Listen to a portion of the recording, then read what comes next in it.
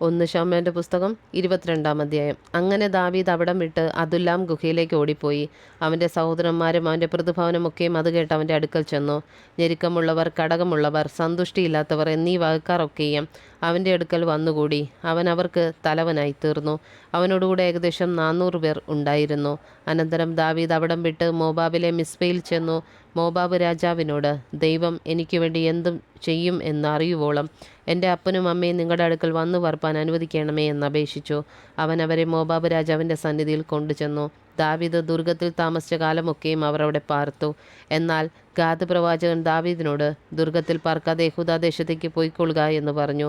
അപ്പോൾ ദാവീദ് പുറപ്പെട്ട് ഹേരത്ത് കാട്ടിൽ വന്നു. ദാവീദിനെയും കൂടെയുള്ളവരെയും കണ്ടിരിക്കുന്നു എന്ന് ശൗൽ കേട്ടു. അന്ന് ശൗൽ കയ്യിൽ കുന്തവുമായി ഗിബെയയിലെ കുന്നിന്മേലുള്ള പൃജുലവൃക്ഷത്തിൻ ചുവട്ടിൽ ഇരിക്കുകയായിരുന്നു. അവൻ്റെ ഭൃത്യന്മാർ എല്ലാവരും അവൻ്റെ ചുറ്റും നിന്നിരുന്നു. ശൗൽ ചുറ്റും നിന്നിരുന്ന തൻ്റെ ഭൃത്യന്മാരോട് പറഞ്ഞത്, ബെന്യാമീന്യരെ കേട്ടുകൊള്ളുവീൻ. ഇശ്ശായിയുടെ മകൻ നിങ്ങൾക്കൊക്കെയും നിലങ്ങളും മുന്തിരിത്തോട്ടങ്ങളും തന്ന് നിങ്ങളെ എല്ലാവരെയും സഹസ്രാധിപന്മാരും ശതാധിപന്മാരും ആക്കുമോ? നിങ്ങളെല്ലാവരും എനിക്ക് വിരോധമായി കൂട്ടുകെട്ടുണ്ടാക്കിയിരിക്കുന്നു.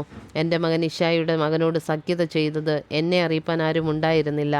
എൻ്റെ മകൻ എൻ്റെ ദാസനെ ഇന്ന് എനിക്കായി പതിയിരിപ്പാൻ ഉത്സാഹിപ്പിച്ചിരിക്കുന്നതെങ്കിൽ മനസ്താപമുള്ളവരോ അതിനെക്കുറിച്ച് എനിക്ക് അറിവ് തരുന്നവരോ നിങ്ങളിൽ ആരും ഉണ്ടായിരുന്നില്ലല്ലോ. അപ്പോൾ ശൗലിൻ്റെ ഭൃത്യന്മാരുടെ കൂട്ടത്തിൽ നിന്നിരുന്ന ഏദോമിനായ ദോവേഗ് നോബിൽ അഹീത്തൂബിൻ്റെ മകനായ അഹീമേലെക്കിൻ്റെ അടുക്കൽ ഇശ്ശായിയുടെ മകൻ വന്നത് ഞാൻ കണ്ടു. അവന് വേണ്ടി യഹോവയോട് അരുളപ്പാട് ചോദിച്ചു. അവന് ഭക്ഷണ സാധനവും ഫെലിസ്ത്യനായ ഗോലിയാത്തിൻ്റെ വാളും കൊടുത്തെന്ന് ഉത്തരം പറഞ്ഞു. ഉടനെ രാജാവ് അഹീത്തൂബിൻ്റെ മകനായ അഹീമേലെക്ക് പുരോഹിതനെയും അവൻ്റെ പ്രതിഭവനക്കാരായ നോബിലെ സകല പുരോഹിതന്മാരെയും വിളിപ്പിച്ച് അവർ എല്ലാവരും രാജാവിൻ്റെ അടുക്കൽ വന്നു. അപ്പോൾ ശൗൽ അഹീത്തൂബിൻ്റെ മകനെ കേൾക്ക എന്ന് കൽപ്പിച്ചു. തിരുമേനി, അടിയനെന്ന് അവൻ ഉത്തരം പറഞ്ഞു. ശൗൽ അവനോട്, ഇശ്ശായിയുടെ മകൻ ഇന്ന് എനിക്കായി പതിയിരിപ്പാൻ തുനിയക്കത്തക്കവണ്ണം അവൻ അപ്പവും വാളും കൊടുക്കുകയും അവനു വേണ്ടി ദൈവത്തോട് ചോദിക്കുകയും ചെയ്തതിനാൽ നീയും അവനും എനിക്ക് വിരോധമായി കൂട്ടുകെട്ടുണ്ടാക്കിയത് എന്തെന്ന് ചോദിച്ചു.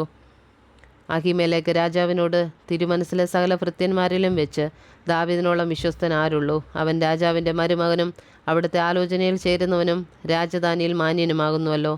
അവനുവേണ്ടി ദൈവത്തോട് ചോദിപ്പാൻ ഇനി ഇപ്പോഴോ തുടങ്ങിയത്? അങ്ങനെയല്ല. രാജാവ് അടിയൻ്റെ മേലും അടിയൻ്റെ പ്രതിഭവനത്തിന്മേലും കുറ്റമൊന്നും ചുമത്തരുതേ. അടിയൻ ഇതിലെങ്ങും യാതൊന്നും അറിഞ്ഞവനല്ല എന്നുത്തരം പറഞ്ഞു.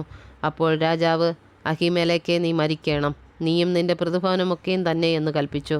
പിന്നെ രാജാവ് അരികെ നിൽക്കുന്ന അകമ്പടികളോട്, ചെന്ന് യഹോവയുടെ പുരോഹിതന്മാരെ കൊല്ലുവിൻ, അവരും ദാവീദിനോട് ചേർന്നിരിക്കുന്നു. അവർ ഓടിപ്പോയത് അവർ അറിഞ്ഞിട്ടും എന്നെ അറിയിച്ചില്ലല്ലോ എന്ന് കൽപ്പിച്ചു.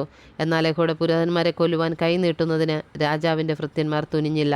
അപ്പോൾ രാജാവ് ദോവേഗിനോട്, നീ ചെന്ന് പുരോഹിതന്മാരെ കൊല്ലുക എന്ന് കൽപ്പിച്ചു. ഏദോമിനായ ദോവേഗ് ചെന്ന് പുരോഹിതന്മാരെ വെട്ടി പഞ്ഞുനൂൽ കൊണ്ടുള്ള ഏഫോദ് ധരിച്ച 85 പേരെ അന്ന് കൊന്നുകളഞ്ഞു. പുരോഹിത നഗരമായ നോബിൻ്റെ പുരുഷന്മാർ, സ്ത്രീകൾ, ബാലന്മാർ, ശിശുക്കൾ, കാള, കഴുത, ആട് എന്നിങ്ങനെ ആ സകലം വാളിൻ്റെ വയറ്റിലയാൽ അവൻ സംഹരിച്ചു കളഞ്ഞു. എന്നാൽ അഹീത്തൂബിൻ്റെ മകനായ അഹീമേലെക്കിൻ്റെ പുത്രന്മാരിൽ അബ്യാഥാർ എന്നൊരുത്തൻ തെറ്റിയൊഴിഞ്ഞ് ദാവീദിൻ്റെ അടുക്കൽ ഓടിപ്പോയി. ശൗൽ യഹോവയുടെ പുരോഹിതന്മാരെ കൊന്ന വിവരം അബ്യാഥാർ ദാവീദിനെ അറിയിച്ചു. ദാവീദ് അബ്യാഥാറിനോട്, ഏദോമിനായ ദോവേഗ് അവിടെ ഉണ്ടായിരുന്നത് കൊണ്ട് അവൻ ശൗലിനോട് അറിയിക്കുമെന്ന് ഞാൻ അന്നു തന്നെ നിശ്ചയിച്ചു. നിന്റെ പ്രതിഭവനത്തിനൊക്കെയും ഞാൻ മരണത്തിന് കാരണമായല്ലോ. എൻ്റെ അടുക്കൽ പാർക്ക, ഭയപ്പെടേണ്ട. എനിക്ക് ജീവഹാനി വരുത്തുവാൻ നോക്കുന്നവൻ നിനക്കും ജീവഹാനി വരുത്തുവാൻ നോക്കുന്നു. എങ്കിലും എൻ്റെ അടുക്കൽ നിനക്ക് നിർഭയവാസം ഉണ്ടാകും എന്ന് പറഞ്ഞു.